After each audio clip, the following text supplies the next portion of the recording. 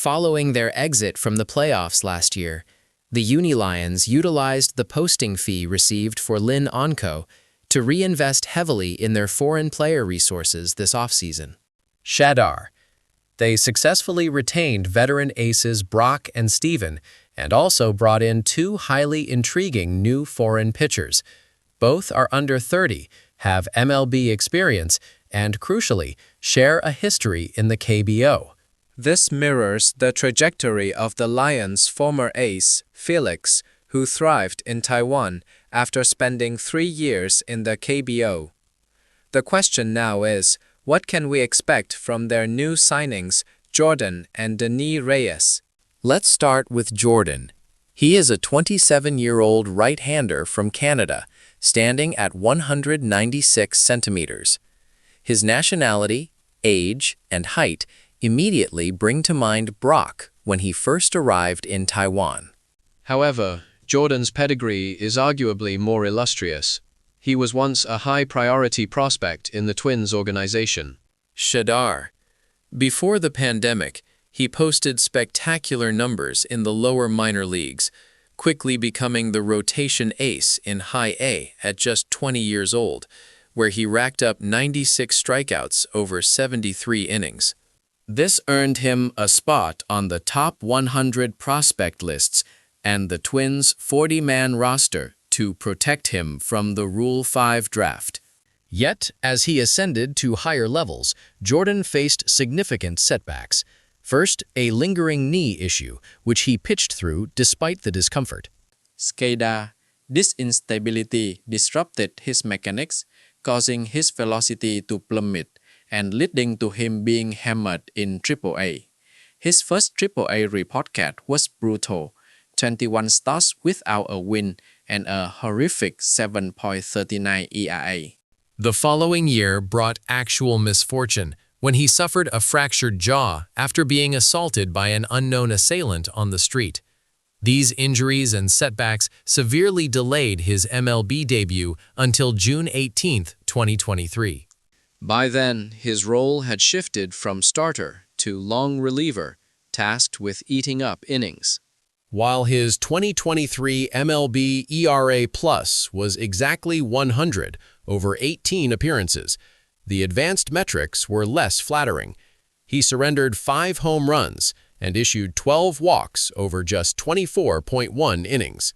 In 2024, Jordan was DFA'd by the Twins and subsequently signed a minor league deal. Skadar.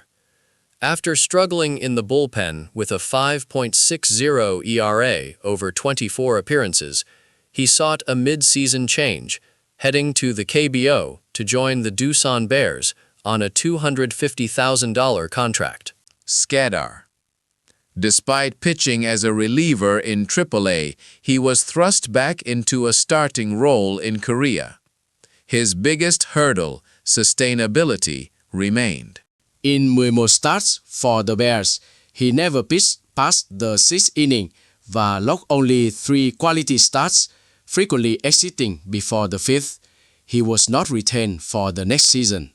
He returned to the U.S. system in 2025 with the Tigers, settling back into a relief role, occasionally spot starting, finishing with a respectable 3.69 ERA over 53.2 innings in AAA, which was better than the league average of 4.67. Jordan's primary weapon is pure velocity. His fastball consistently averaged over 150 kph in AAA last year, touching 155 kph. His slider is also electric, reaching over 140 kph with wicket break. He is young, tall, and possesses immense pure stuff. While his command isn't pinpoint, his high slot delivery and sheer power should allow him to overpower CPBL hitters simply by throwing strikes. When the Lions first signed Brock, his 142-145 kph fastball was enough to dominate. Now they have signed a foreign arm who throws at least 5 kph faster. My expectations for Jordan are high, but the recurring red flag is his stamina. His inability to stretch out innings was his downfall in the KBO, and this weakness could be fatal in the CPBL, especially battling Taiwan's grueling summer heat.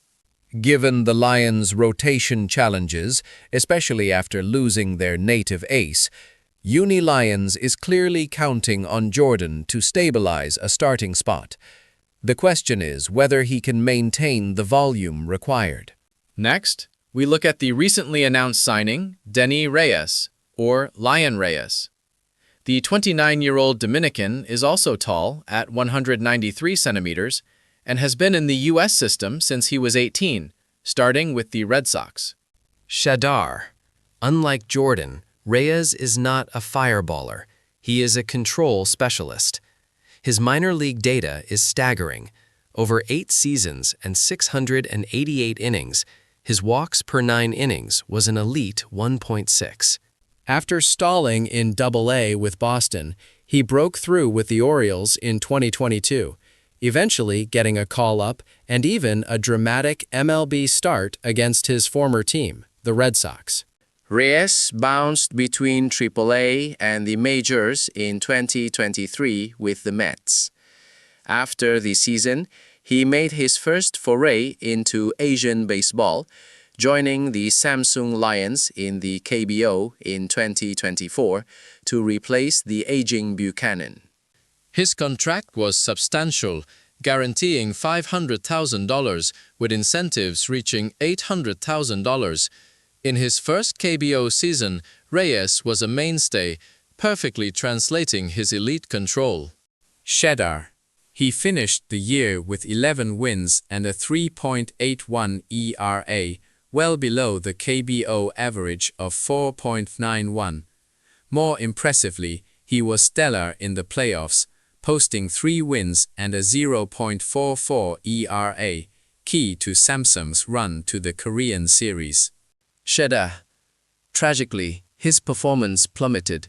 Due to various nagging injuries, starting with his foot in spring training and then shifting to his shoulder, he contributed only a third of the innings compared to the prior year and was released mid-season.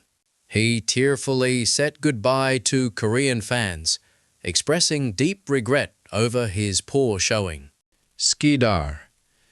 Despite his injury-plagued 2025 KBO season, Reyes' proven track record and high contract value make him a significant investment for Uni-Lions.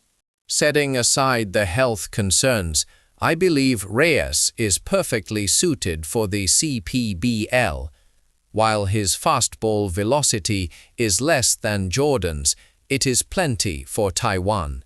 More critically, his command is impeccable. He can locate his fastball precisely and backs it up with high-quality off-speed pitches like the slider and cutter. Shedar, in particular, was a devastating pitch for right-handers, posting a 40% swing and miss rate during his time with the Mets in 2023. Reyes is a consistent, above-average pitcher with low mileage for his age and a proven ability to adapt to Asian leagues, plus the added bonus of being a big-game performer. He aligns more closely with the recent successful CPBL foreign pitcher template, high control, and could easily replicate the success seen by Mercedes Nasir, providing a floor of ERA plus 120-130. However, the Lions face 2 distinct worries. First, his health. He hasn't pitched since his KBO release. Ensuring he can stay healthy for a full 2026 season is the paramount concern. Second, if he pitches too well, Reyes is a prime candidate for KBO poaching. Unlike many foreign players, he has already proven he can be a dominant pitcher in Korea. I believe the Samsung Lions will be watching him closely. If their current foreign pitching acquisitions falter, they might quickly execute a mid-season buyout, which has happened twice to Uni-Lions in the past 3 seasons. Uni-Lions needs to safeguard their roster. Even if Reyes departs mid-season, it cannot be sudden and unexpected. The team must have a fifth foreign pitcher secured as an insurance policy. Ideally, they would retain Felix, allowing them to start the 2026 season with Steven, Felix, and Reyes in the rotation, while having Brock compete with Jordan for the fourth spot. Sheda. This four-man configuration offers the most comprehensive stability, even if a KBO team attempts to pry Reyes away.